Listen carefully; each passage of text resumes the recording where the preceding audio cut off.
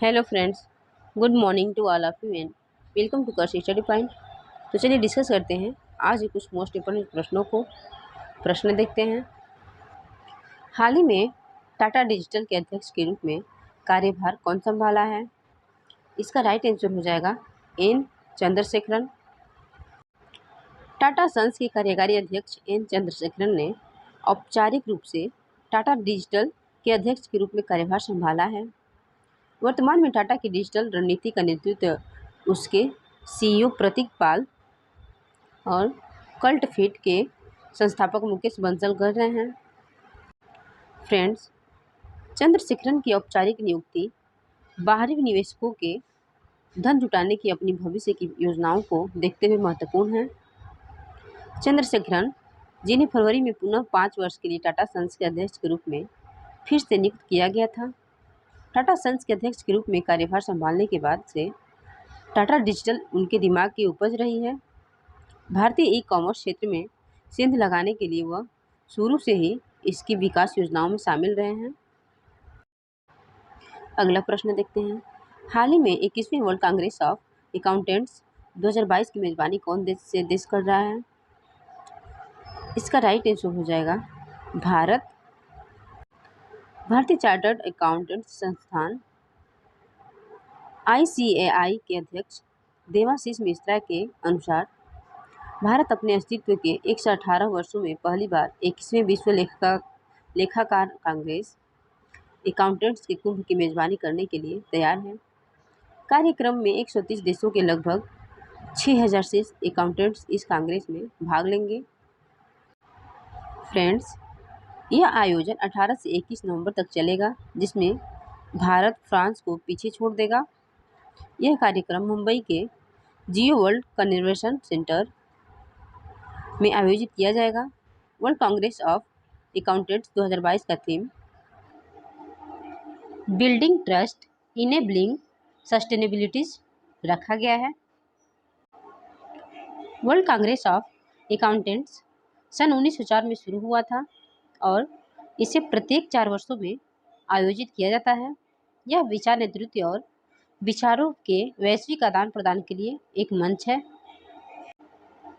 Friends, भारतीय chartered accountants संस्थान का गठन 1 जुलाई 1949 को हुआ था और इसका हेडक्वार्टर नई दिल्ली में है और इसके अध्यक्ष देवाशीष मिश्रा हैं। इसके उपाध्यक्ष अनिकेत सुनील तलाटी हैं। इसके सचिव जय कुमार बन्ना हैं। अगला प्रश्न देखते हैं। हाल ही में विश्व स्टेशनरी दिवस 2022 कब मनाया गया है? इसका राइट आंसर हो जाएगा 27 अप्रैल।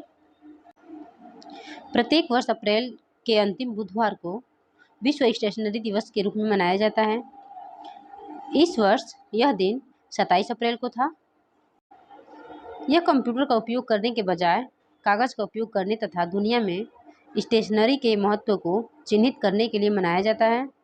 यह दिन स्टेशनरी के उपयोग को संरक्षित और प्रोत्साहित करने के लिए समर्थकों को दुनिया भर में मनाया जाता है। फ्रेंड्स, विश्व स्टेशनरी दिवस का इतिहास देखते हैं। वर्ष 2012 से प्रत्येक वर्ष अप्रैल महीने के अंतिम बुधवार को विश्व स्टेशनरी दिवस मनाया जाता है। फ्रेंड्स, यह दिन मैग्ना कार्टा के निर्माण की 800वीं वर्षगांठ का सम्मान के लिए चुना गया था। मैग्ना कार्टा ब्रिटिश इतिहास के सबसे महत्वपूर्ण लिखित दस्तावेजों में से एक है। हस्तलिखित दस्तावेजों की लंबी उम्र दिखाने व जताने के लिए यह एक उत्कृष्ट उदाहरण स्वरूप है। मैग्ना कार्टा सन 1215 में बनाया गया था। इस दिन को दुनिया भर में लिखने की कला को प्रोत्साहित करने के लिए डिजाइन किया गया था। लेखन संचार का एक मूलभूत पहलू है। यह दुनिया भर में लोगों के जीवन में सक्रिय उपस्थिति बनाए रखने के योग्य है। विश्व स्टेशनरी दिवस मनाने से एक विशेष कला को संरक्षित किया जाएगा और साथ ही साथ इससे लेखन का कार्य करने वालों की अपने प्रियजनों के साथ घनिष्ठता बढ़ाने में मदद होगी। अगला प्रश्न देखते हैं। हाल ही में 2022-23 के लिए नेस्कॉम का चेयरपर्सन किसे नियुक्त किया गया है? इसका राइट आंसर हो जाएगा कृष्णन रामानुजम।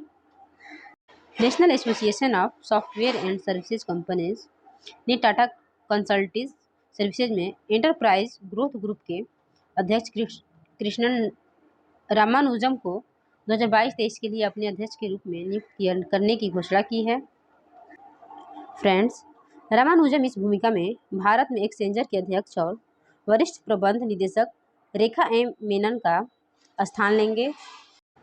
नेस्कॉम ने वर्ष 2022-23 के लिए माइक्रोसॉफ्ट इंडिया के अध्यक्ष अनंत माहेश्वरी को अपना उपाध्यक्ष नियुक्त करने की घोषणा की है। माहेश्वरी इस भूमिका में रामानुजम का स्थान लेंगे। देवजानी घोष की अध्यक्षता में नेस्कॉम का नया नेतृत्व अपने उद्योग के लिए 2025 के दृष्टिकोण को प्राप्त करने हेतु अपनी विविध प्राथमिकताओं को पूरा करने के लिए उद्योग निकाय को लीड करेगा। फ्रेंड्स, आपको बता दें कि बदलते उद्योग परिदृश्य के अनुरूप प्रौद्योगिकी क्षमता से प्रौद्योगिकी प्रभाव तक विकास को अधिकतम करने के लिए प्रमुख प्रौद्योगिक उद्योग के पाठ्यक्रम को पुनः संरेखित और पुनः ठीक करना होगा, ताकि प्रौद्योगिकी क्षमता से प्रौद्योगिकी प्रभाव तक विकास को अधिकतम किया जा सके। और इसके साथ ही भारत को डिजिटल प्रतिभा, नवाचार और बड़े पैमाने पर प्रभाव के लिए पसंदीदा केंद्र के रूप में पुनः तैयार करना होगा। फ्रेंड्स, नेस्कॉम के अध्यक्ष देवजानी घोष हैं और इसका हेडक्वार्टर नई दिल्ली में है और इसका स्थापना 1 मार्च 1988 को हुआ था। अगला प्रश्न देखते हैं। हाल ही में 19 लाख करोड़ रुपए के मार्केट कैपिटल तक पहुंचने वाली पहली भारतीय कौन बनी है? इसका राइट आंसर हो जाएगा Reliance industries. Reliance industries limited intraday trade में 19 लाख करोड़ रुपए के बाजार मूल्यांकन के मार्क को छूने वाली पहली भारतीय कंपनी बन गई है। बॉम्बे स्टॉक एक्सचेंज पर दिन के दौरान भारत का हैवीवेट स्टॉक 1.85% उछलकर 2827.10 रुपये के रिकॉर्ड उच्च स्तर पर पहुंच गया है। फ्रेंड्स, इस साल मार्च में कंपनी का बाजार मूल्यांकन 18 लाख करोड़ रुपए के पार चला गया था। पिछले साल 13 अक्टूबर को कंपनी का बाजार मूल्यांकन 17 लाख करोड़ रुपए के पार चला गया था। शेयर की कीमत में तेजी के बाद बॉम्बे स्टॉक एक्सचेंज पर सुबह के कारोबार में कंपनी का बाजार मूल्यांकन तेजी से शीर्ष पर रहा। फ्रेंड्स, रिलायंस इंडस्ट्रीज लिमिटेड के CEO मुकेश अंबानी हैं। इसके संस्थापक धीरू भाई अंबानी हैं और इसका स्थापना 8 मई 1973 को हुआ था। इसका हेडक्वार्टर मुंबई में है। अगला प्रश्न देखते हैं। हाल ही में एल्वेरा ब्रिटो का निधन हुआ है, वह कौन थी? इसका राइट आंसर हो जाएगा हॉकी खिलाड़ी। भारतीय महिला हॉकी टीम की पूर्व कप्तान एल्वेरा ब्रिटो का 81 साल की उम्र में निधन हो गया है। पूर्व कप्तान का निधन वृद्धावस्था संबंधी समस्याओं के कारण हुआ है। उन्होंने 7 राष्ट्रीय खिताब जीतने के लिए कर्नाटक की घरेलू टीम को नेतृत्व किया। फ्रेंड्स, उन्होंने सन 1960 से 1967 तक घरेलू मैचों पर राज किया और जापान, श्रीलंका और ऑस्ट्रेलिया के खिलाफ भारत का प्रतिनिधित्व भी किया। वह एनी लम्सडेन के बाद अर्जुन पुरस्कार से सम्मानित होने वाली दूसरी महिला हॉकी खिलाड़ी हैं।